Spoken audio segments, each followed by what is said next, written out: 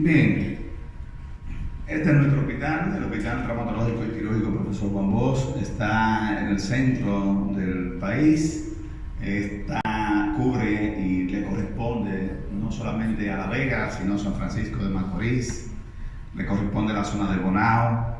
También nosotros hacemos la medicina privada en toda esa zona, Santiago, La Vega, San Francisco de Macorís. Tratamos de no dejarle nada a nadie, lo abarcamos todo. El que llegue tiene que ponerse de acuerdo conmigo para ver dónde lo ubicamos. Nos ponemos de acuerdo, no hay problema, pero el dueño de esa zona somos nosotros. Este es el equipo de neurocirugía que trabaja con nosotros. Véanlo, conózcanlo, moléstenlo. Están aquí trabajando. Ahí está el doctor Flores con el doctor Simeón Rodríguez. Trabajan juntos, hacen un equipo quirúrgico dinámico. Escuchan reggaetón en cirugía, se lo he prohibido terriblemente, pero no hay quien pueda con ello. Y está el doctor Basora, que es de la Escuela del Cabral Ibáez, que hace equipo junto con el doctor Dilonet. Y arriba está el doctor Herrera, egresado de España, que es el más reciente que llegó a nuestros servicios de neurocirugía, que hace equipo conmigo. Trabajamos conjuntamente con 5 médicos generales. De esos médicos generales, pues ya hay 3 que hoy día son neurocirujanos, hacen sus primeros encuentros neuroquirúrgicos en nuestro hospital. El ambiente es bastante dinámico, nos pagan muy mal, pero trabajamos como si nos pagaran muy bien.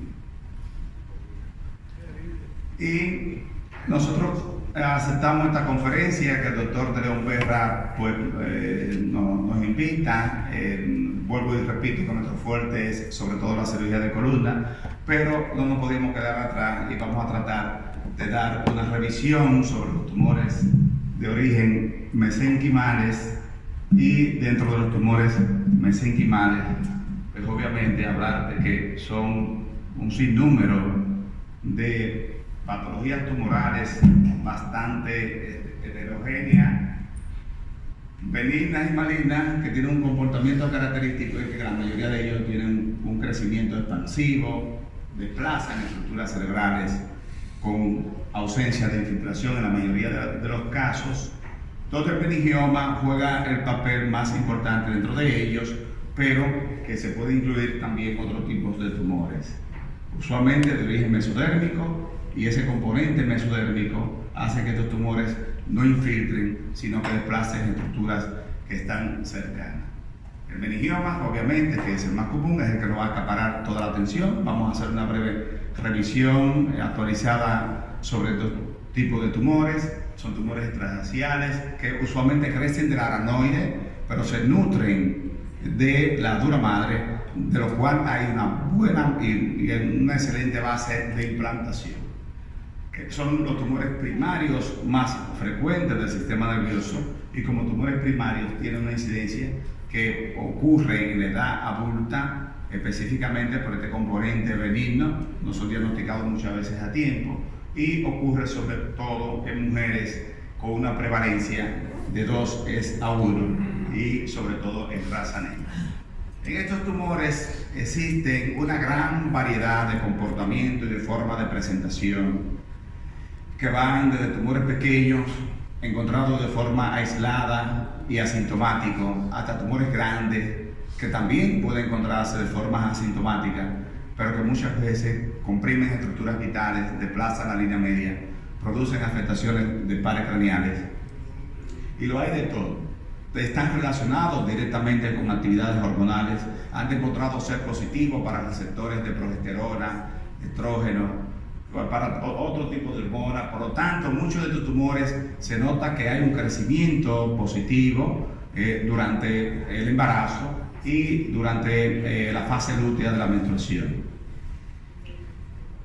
Hay estudios que se ha comprobado que el uso de hormonas exógenas no determina y no aumenta el tamaño de los tumores, pero hay también estudios que han demostrado que pacientes menopáusicas y pacientes con terapia hormonal sustitutiva y posmenopáusica que presentan un meningioma, con el uso de ese tratamiento y de esa terapia hormonal sustitutiva, pues los tumores han aumentado. Los anticonceptivos todavía son controversiales y parece no tener una relación directa con los meningiomas. Localización, puede estar presente en cualquier parte del neuroeje, tanto a nivel craneal como a nivel raquídeo. A nivel craneal, el lugar más común es la convexidad, es el tumor que todo el mundo quiere operar, y el meningioma que a todos nos da placer y nos lo disputamos en los hospitales para operar. Ya para sagital, tumores del área del esfenoide ya no me gustan tanto, espinales, frontobasales, y así hay un sinnúmero de tumores localizados en áreas un poquito más difíciles y más incómodo para accesar quirúrgicamente, como el clivus y el foramen magnum. Hay factores que están relacionados con los meningiomas, que es muy importante, y se están haciendo estudios muy serios con la incidencia de los meningiomas y estos factores asociados, como vamos a ver a continuación. La obesidad y el sedentarismo tienen una relación directa con la aparición de meningiomas, así que todos hacer ejercicio, porque hay una incidencia y estudios que han demostrado que esto puede ocurrir y es más frecuente en algunas series, así como para el cáncer de mama. La radioterapia y radiaciones ionizantes tienen una relación directa, telefonía fija y genética. Las radiaciones, cómo afecta la aparición no solamente de los meningiomas, sino para otro tipo de tumores dentro del sistema nervioso, y el riesgo oscila entre 1 a 3% de los pacientes que se exponen a radioterapia, sobre todo en el contexto, y los estudios han demostrado sobre todo niños que han sido radiados desde pequeños por tiña, por una enfermedad dermatológica, y obviamente se explica en base a una teoría genética afectando el gen PTEN y el gen P53. Hay aberraciones cromosómicas, y una parte muy importante que se está investigando en los meningiomas es el factor de crecimiento del endotelio vascular, que se puede ver afectado con la radiación, y de ahí también viene el tratamiento farmacológico, y se está hablando de tratamiento farmacológico de los meningiomas en base a ese factor de crecimiento del endotelio vascular. No todos los tumores que aparecen dentro de un contexto de la radiación son tumores inducidos por la radioterapia. Hay unos criterios claros para determinar qué tumor es inducido por la radiación. De todo esto, lo más importante que me parece es que el tumor no debe de estar ubicado en el campo de la radiación, que histológicamente sea diferente al tumor primario, y que el paciente no tenga una enfermedad sindrómica que favorezca, que predisponga a los tumores cerebrales, como son, por ejemplo, el síndrome de von Recklinghausen o la neurofibromatosis tipo 2. En ese contexto no estamos hablando del tumor inducido por la radioterapia. Telefonía fija, algo que nos llama siempre la atención. Ya para el 2015, la OMS y la Agencia Internacional para la Investigación del Cáncer dio la alerta de que posiblemente las ondas magnéticas emitidas por los celulares podrían ser causantes de cáncer a nivel del cerebro.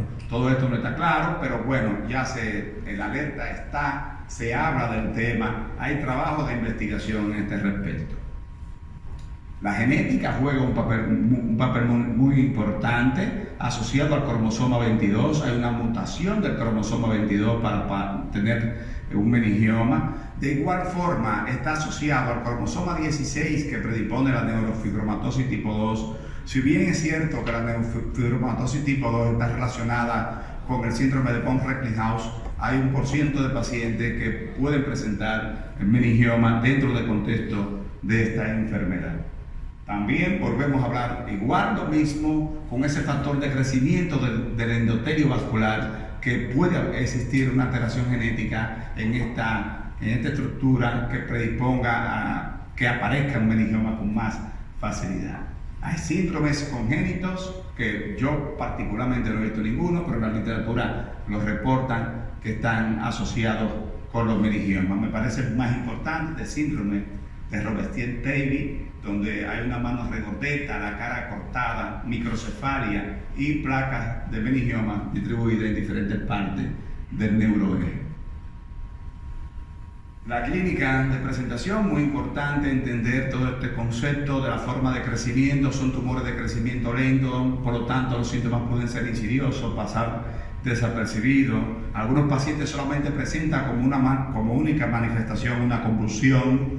Luego te llegan algunos pacientes totalmente asintomáticos con una gran masa expansiva ocupativa de espacio, con lo cual no se siente prácticamente nada.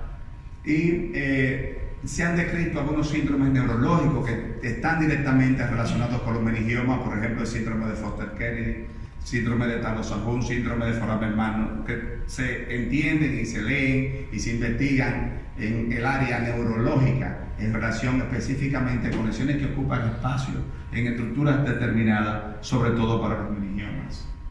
Obviamente los síntomas van a depender del tamaño de la lesión, de las estructuras que están siendo afectadas, sobre todo pares craneales.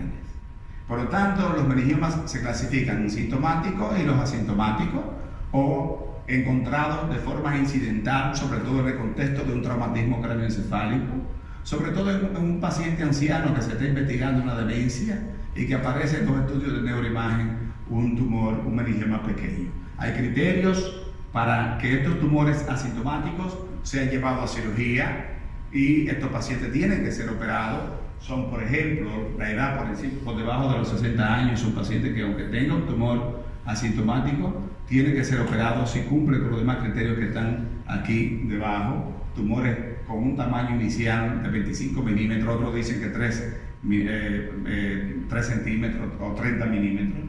Ausencia de calcificación es un indicativo muy importante de que el tumor puede crecer, y una hiperseñal en T2 y la presencia de edema perilesional alrededor del tumor es un indicativo muy importante de que el tumor está creciendo. Se ha hablado mucho de los meningiomas y la maternidad que hay en este meningiomatoso y que pueda aparecer en el curso del embarazo. Se ha visto que los tumores, que los meningiomas, una vez diagnosticados, si la mujer está embarazada, aumenta el tamaño de los meningiomas. Diferentes teorías se han escrito al respecto, dentro de ello la retención de líquido, la congestión vascular de la mujer embarazada, pero lo más importante, el factor hormonal y también los factores de crecimiento que están todos alterados durante el embarazo. ¿Qué se hace con un meningioma en el embarazo? Obviamente siempre la tendencia es observar. Una mujer embarazada no se le hace una neurocirugía, excepto que esté dentro del contexto de una hidrocefalia o una lesión expansiva ocupativa de espacio con signo de herniación temprano, pero por lo demás siempre hay que esperar que el embarazo termine. En cuanto a neuroimágenes, tanto la tomografía como la resonancia magnética tienen su rol bastante importante entre uno y otro. La tomografía es útil para los meningiomas porque podemos valorar las estructuras óseas que están siempre afectadas dentro de ellas, pero también la resonancia para valorar la correlación neuroanatómica, la ubicación del tumor, planificar la cirugía.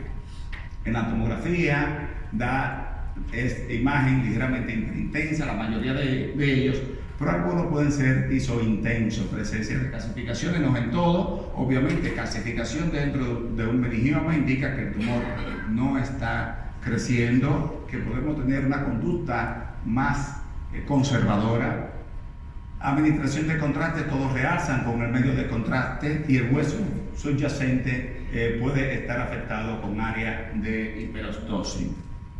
En la resonancia magnética da formas variables, pueden ser isointenso o levemente hipointenso. El gadolinio siempre prende con el gadolinio, brillan todos con gadolinio. Y la coleta dural o la cola dural está presente aproximadamente en el 60% de los casos. Muy importante en la planificación quirúrgica de un paciente, sobre todo meningiomas del seno sagital, ver el grado de infiltración que tiene estos tipos de tumores con respecto al seno longitudinal superior. Hay varias clasificaciones sobre qué grado de afectación tiene el tumor dentro de este seno. Y esto es muy importante porque una oclusión total del seno longitudinal superior en un paciente que está totalmente asintomático, la conducta es la recesión completa del tumor, independientemente que se encuentre en el tercio anterior del seno o en los dos tercios posteriores. Si está ocluido totalmente, se puede resecar sin ningún tipo de problema. Pero si el tumor está ocluido parcialmente y estamos hablando de los 2/3 posteriores, pues obviamente nunca la resección, mejor dejar un poquito de tumor ahí, si no se puede resecar completamente, y la radioterapia se encarga. En el tercio anterior, obviamente, como todo es sabido, se puede hacer una resección completa de ese. Hay ciertas terminologías que son importantes entender dentro del contexto de los meningiomas, como son, por ejemplo, que el crecimiento en placa, que es un tumor aplanado, no hay una masa tumoral como tal, es un engrosamiento meningio, muy incómodo de tratar desde el punto de vista quirúrgico, tumores que usualmente se manejan desde el punto de vista de la radiocirugía. Puede ocurrir meningiomas intraóseos, meningiomas intracraneales múltiples, son diferentes formas de presentación de los mismos. La coleta dural o la cola dural, la forma de definirla, no todos los pacientes la presentan, solamente se ve presente en el 60% de los casos. ¿Qué define una cola dural? Es cuando está presente en 2 cortes en la resonancia magnética, que ésta sea más gruesa cuando se acerca al tumor y más fina hacia el final, y que realzan de forma heterogénea con el tumor, con el medio de contraste.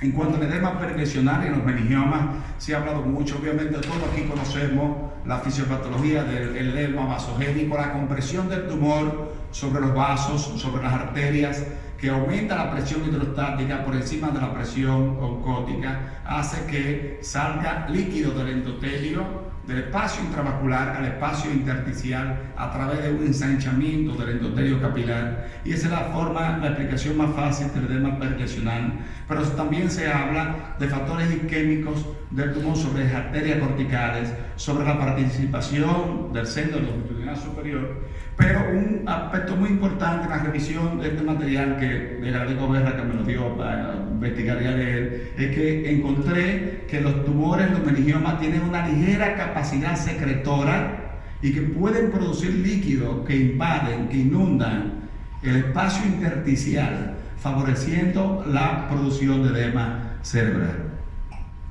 La anatomía patológica,